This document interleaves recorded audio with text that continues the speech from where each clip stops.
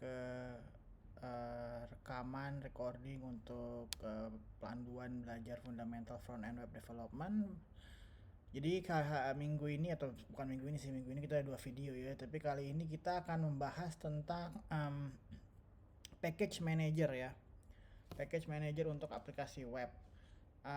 Jadi sebenarnya sih nggak ada studi kasus ya pada pertemuan yang ini atau yang kali ini. Jadi saya akan ini, dan videonya akan lebih singkat dari sebelum-sebelumnya. Jadi saya akan menunjukkan Replit gimana cara bikin project Node.js gitu ya. Kemudian kita akan coba jalanin npm di sana. Jadi di Replit sendiri support project Node.js. Kita sebut saja belajar Node.js gitu ya. Kita bikin Replitnya.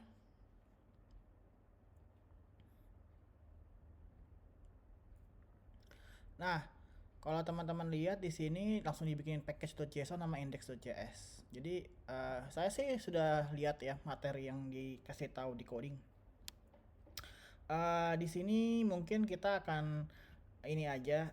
Kalau di coding kan di sini disebutin ini teori-teorinya, mungkin saya nggak akan ulang lagi. Tapi di sini disebutin untuk memasang nvm. Nah, di Replit sendiri nvm sudah terinstall, jadi teman-teman bisa lihat ke shell. Shell itu sama kayak command line kalian di lokal kalian. Jadi nvm. Nah, di Replit sendiri sudah ada nvm. Kalau kalian nvm ls, dia udah install yang versi 20.12.2. Kalau kita which npm misalkan memang sudah ngarah ke 20.12.2. Sementara kalau di lokal kan teman-teman bisa ini sendiri ya, nvm use, nvm install gitu. Jadi ya seperti yang ada di mana nih di penjelasan ini. Nah, di Replit sudah ada, jadi teman-teman yang mungkin masih bermasalah laptopnya bisa pakai Replit juga untuk belajar ini. Kemudian kalau membangun project JavaScript dengan npm, biasa npm init benar, tapi ini di Replit udah langsung di init ya. Jadi package.json-nya udah kebikin. Jadi initnya nggak usah dilakukan lagi. Waktu bikin Replit-nya udah ke init. Lalu kalau yang di sini teman-teman kalau mau pasang package, misalkan jQuery, npm install jQuery sama aja. Di Replit juga tinggal npm install jQuery misalkan. Nah, nanti si jQuery muncul nih kalau teman-teman lihat di package.json. Terus di sini disebutin apalagi ya, ya npm install package name, npm install save dev. Jadi misalkan kita cuma mau pasang HTTP server sebagai dependensi untuk development, karena ketika di deploy nanti di deploynya di tempat berbeda gitu ya. Jadi dia nggak butuh jadi dependensi untuk production, tapi untuk development itu pakai save dev, min save dev seperti itu. Oke, seperti itu aja. Lalu kalau mau pakai ininya, misalkan udah install terus mau pakai, di sini ada contohnya nih, apa namanya, contoh yang diajarin di coding gitu ya. Kalian bisa pakai require atau import kalau di versi yang Node.js dengan ES6 style gitu ya. Jadi tapi kalau yang Node.js yang versi style, bukan versinya ya tapi stylenya, yang style versi 5 memang nggak ada masalah kalau teman-teman mau pakai require gitu. Jadi tapi kalau pakai JavaScript gitu ya, ini kan dibilang nih, di sini dibilang tidak disarankan ya masukin node modul. Kenapa? Karena node modulnya itu sebenarnya kan server side, lebih ke arah server side. Jadi apa namanya, nggak lumrah kalau dipakai untuk client side.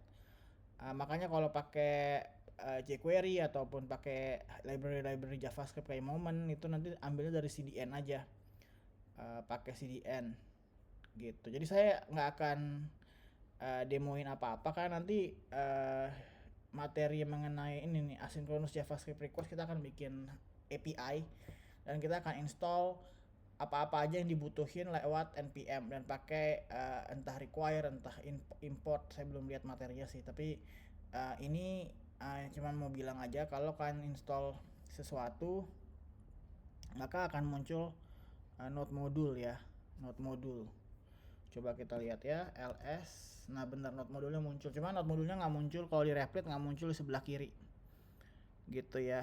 Tapi node modulnya muncul di file system kalian. Kalau kalian cd node module, ini udah ada yang tadi kita install apa namanya, jQuery. Nah jQuery kita ada di sini gitu. Oke. Salah.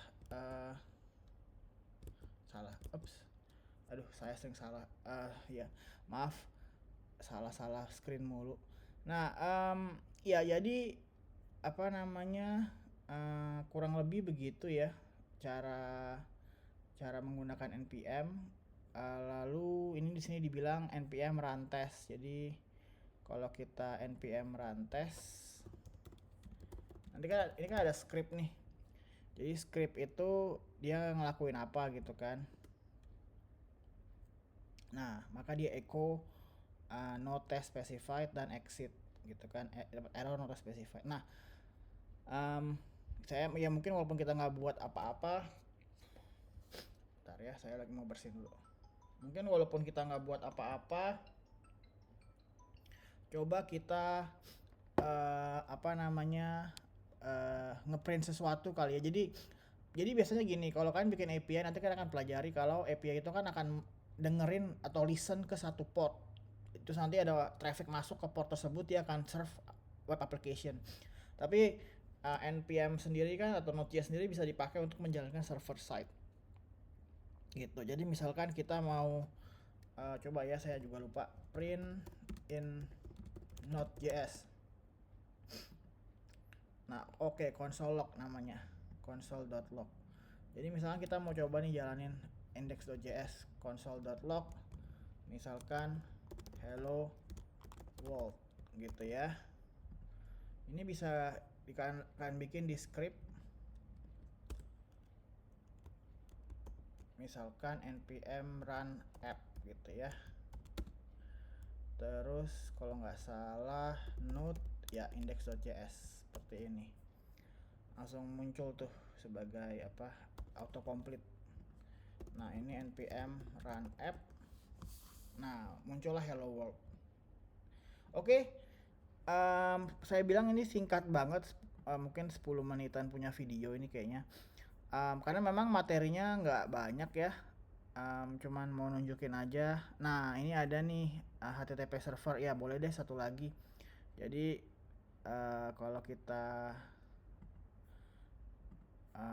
jalanin tadi apa namanya, npm start ya, npm start.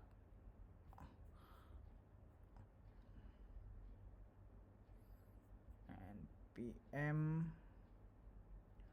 run start ya, npm start berarti ya, npm start. Di sini kita mau jalin HTTP server ya. Oke.